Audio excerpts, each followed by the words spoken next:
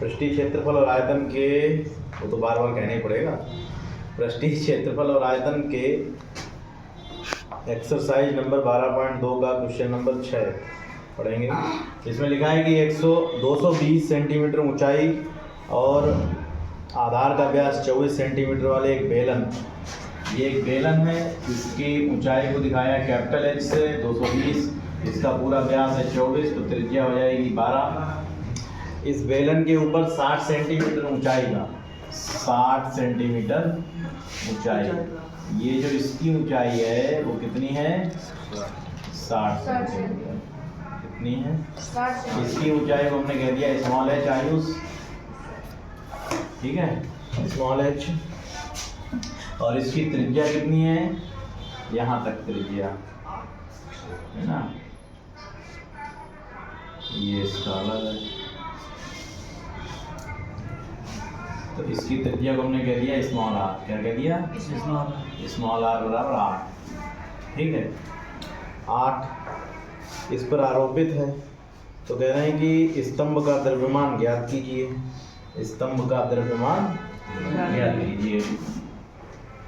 तो स्तंभ जो है आपका, ये दो प्रकार के बेलन से बना है, एक बड़े बेलन से और एक छोटे बेलन से। तो यहाँ पे लिखेंगे बड़े बेलन के लिए, क्या लिखेंगे, बड़े बेलन के लिए। अब ये ध्यान रखना है कि बड़े बेलन के लिए हमने h को कितना बताया है, 220, मतलब ऊंचाई को कैपिटल H से बताया है और त्रिज्या को किससे बताया है, कैपिटल R। ये हो गया 12, ये भी सेंटीमीटर, ये भी सेंटीमीटर।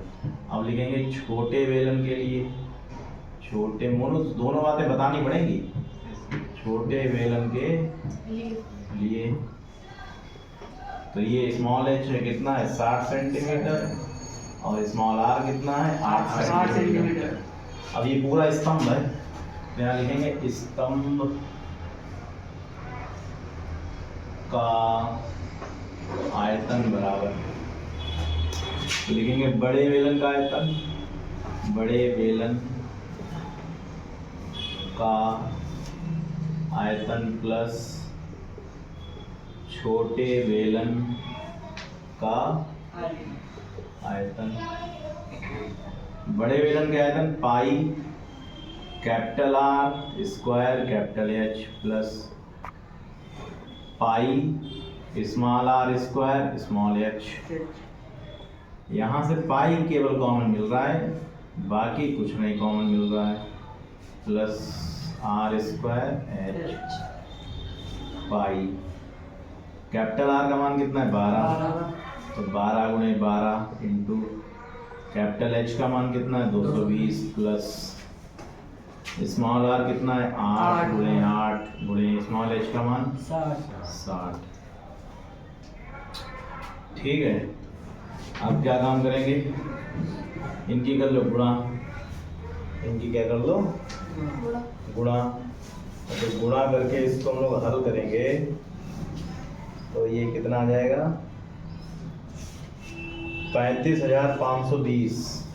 कितना आ जाएगा, 35,520, या ऐसे लिख लो पाई। इसको जब हल करेंगे तो ये तुम्हारा आ जाएगा 31,680। इसका कितना आ जाएगा, 31,680।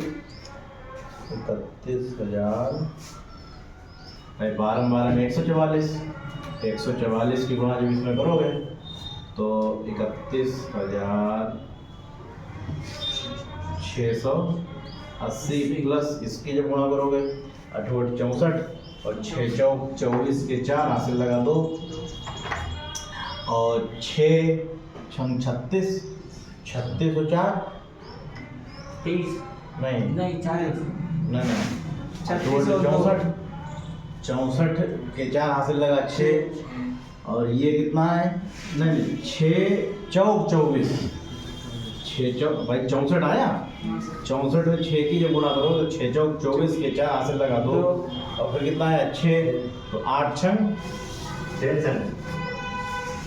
6 छंग 36 और 36 और 2 38। अब सही ये इतना इधर आ गया। अब इनको जब जोड़ दोगे तो जोड़ने पे ये आएगा 35,520 पाई सेंटीमीटर क्यूब। अब सवाल ने ये कहा है कि 1 सेंटीमीटर क्यूब लोहे का द्रव्यमान कितना है। 1 सेंटीमीटर क्यूब लोहे के द्रव्यमान का लोहे के गलत लिख दिया। 1 सेंटीमीटर क्यूब लोहे का द्रव्यमान बराबर कितना बताया 8 ग्राम। कितना बताया 8 ग्राम। आपका कितना है 35,520 पाई सेंटीमीटर क्यूब का द्रव्यमान कितना हो जाएगा 35,520 गुणा 3.14 गुणा 8 जो पाई का मान है वो भी ले लिया। तो ये कितना हो जाएगा ये ग्राम में है ना। हाँ ठीक है। हाँ। तो ये हो जाएगा तुम्हारा 89,22,62.4 ग्राम। अब इसको अगर किलोग्राम में निकालना है तो क्या काम करेंगे 1000 से भाग दे देंगे तो 892.2624 kg। यही आंसर है। ठीक सही आ गया।